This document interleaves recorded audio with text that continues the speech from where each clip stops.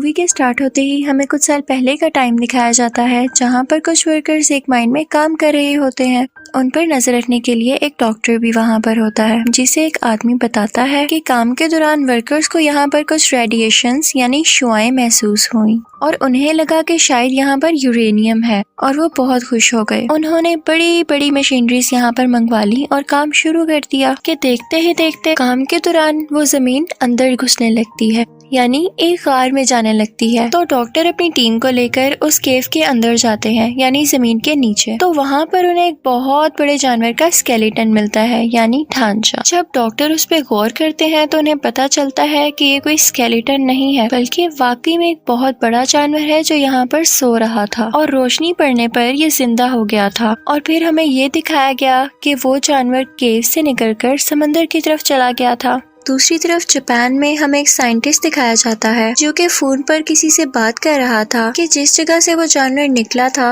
वहाँ से अर्थक्वेक होता यहाँ तक आ रहा है। उसका उस जगह पर एक प्लांट होता है। वो कहता है कि अगर ऐसे ही चलता रहा तो मुझे तो अपना प्लांट खत्म करना पड़ेगा। तभी उसकी वाइफ आती है और वो अपनी वाइफ और अपने बेटे फोर्ड को लेकर वहाँ से चला जाता है। वो अपनी वाइफ से कहता है कि जो अर्थक्वेक के झटके आ रहे हैं ये मुझे कोई अच्छी बात नहीं लग रही, तो तब तक तुम मेरे प्लांट के पास मेरे कुछ टीम के साथ रहोगी। फिर हमें वही साइंटिस्ट एक लैब में दिखाया जाता है जो कि पता लगा रहा था कि असल में ये अर्थक्वेक के झटके आ कहाँ से रहे हैं, लेकिन उनमें से किसी को कुछ भी पता नहीं चल रहा था। तो वो कहता है कि सब मशीनरीज ऑफ कर दी जाएं, क्योंकि हम नहीं जानते कि ये झटके किस चीज के हैं और कहीं ये हमें नुकसान न पहुंचा दें।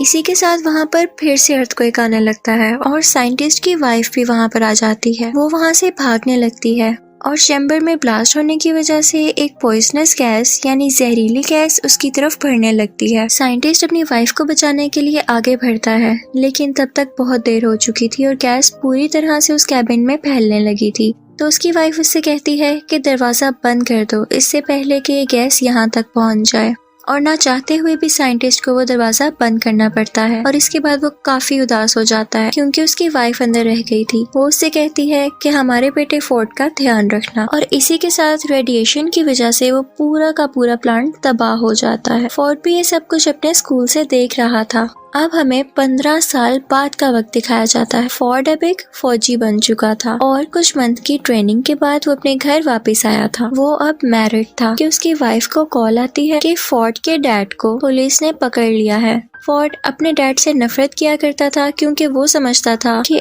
उसकी मदर की डेथ उनकी वजह से हुई, लेकिन अपनी वाइफ के कहने पर वो उन्हें मिलने चला जाता है और जाकर अपने फादर को पुलिस से छुड़वा लेता है। फिर वो दोनों घर आते हैं तो उसका फादर उससे कहता है कि बेटा वो एक एक्सीडेंट नहीं था, बल्कि उसके पीछे कुछ रेडिएशंस थी और सेम चीज हम अभी भी फील कर रहे हैं फिर से। और वो अभी भी इसलिए अरेस्ट हुआ था क्योंकि वो उस जगह पर गया था जहाँ पर पुलिस ने जाने से मना किया था। वो बताता है कि मेरे दोस्त ने भी वॉइस फ्रीक्वेंसी नोट की है, यानी वहाँ पर से अजीबोगरीब आवाजें आती हैं, तो मुझे वहाँ पर जाकर देखना होगा और ये साबित करना होगा कि उस रोज प्लांट पर जो ब्लास्ट हुआ वो कोई एक्सीडेंट नहीं था। तो फिर फोर्ड भी अपने फादर के साथ वहाँ पर जाता है। अब वो लोग नोट करते हैं कि वहाँ पर कोई जहरीली गैस या रेडिएशन नहीं थी। वहाँ पर पुलिस फिर से आ जाती है और उन दोनों को पकड़कर अपने साथ ले जाती है और वहाँ पर वही डॉक्टर जो मूवी के स्टार्टिंग सीन में दिखाया गया था वो भी होता है। वो सब साइंटिस्ट से पूछते हैं कि आखिर तुम बार बार उस जगह पर क्यों जाते हो, तो वो सब कुछ बताने लगता है जो वो करना चाहता था। डॉक्टर ये सुनकर बहुत हैरान होता है क्योंकि इतनी सारी इन्फॉर्मेशन तो उसे भी नहीं पता थी।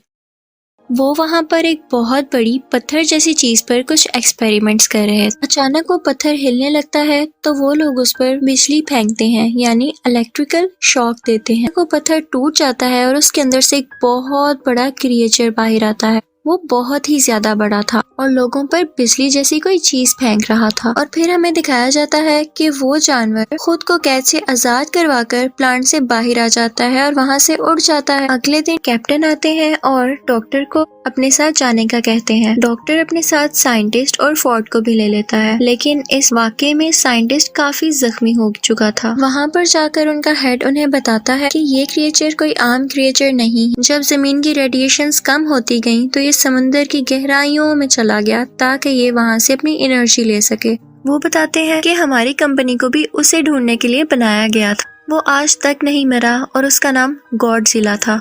और ये वही जानवर था जिसे लोग अर्थक्वेक समझ रहे थे, और वो चलता चलता यहाँ जापान के एक प्लांट में आ गया, क्योंकि उसे कोई ऐसी जगह चाहिए थी जहाँ से वो बहुत सारी एनर्जी एक साथ ले पाता। इसी के साथ हमें दिखाते हैं कि साइंटिस्ट की वहाँ पर डेथ हो जाती है और वो सब लोग काफी परेशान हो जाते हैं कि आज तो ये मरे हैं, कल को कोई और भी मर सकता है। अचानक वहाँ पर हेड को कॉल आती है कि एक समंदर से अजीबोगरीब रेडिएशंस आ रही हैं और उन्हें पता चलता है कि वो क्रिएचर वहीं पर मौजूद है और वो वहाँ पर न्यूक्लियर बॉम्ब खा रहा था क्योंकि उसे एनर्जी चाहिए थी। लेकिन इसके साथ साथ उन्हें वहाँ पर किसी और चीज के भी सिग्नल्स मिल रहे थे। वहाँ पर कुछ लोग भेजे गए थे जो देखते हैं कि समंदर से एक बहुत बड़ा जानवर बाहर आ रहा है। वो दरअसल वही खतरनाक क्रिएचर था जो कि अब शहर में आ चुका और सब लोग उससे बहुत ज्यादा डर रहे थे। और उसी के साथ हमें गॉडजिला दिखाया जाता है जो कि गुस्से से चिल्ला रहा था। अगले दिन टीवी पर न्यूज आती है कि वो क्रिएचर गॉडजिला से बचकर भाग गया। अब वो खतरनाक क्रिएचर समंदर में जाकर और भी जानवरों को अपने साथ मिला रहा। डॉक्टर की टीम मेंबर कहती है कि बहुत टाइम पहले हमें 2 अंडे मिले थे। एक अंडे में से एक जानवर निकलकर जापान के उसी प्लांट पर चला गया था और हम नहीं जानते कि दूसरे अंडे का क्या हुआ। उसे एक जगह पर सेफली रखवा दिया गया था। जब कुछ लोगों को वहाँ पर देखने के लिए भेजा जाता है तो वो लोग देखते हैं कि अंडे में से वो जानवर निकलकर कहीं जा चुका है। पता चलता है कि ये दूसरा अंडा उसी खतरनाक क्रिएचर का था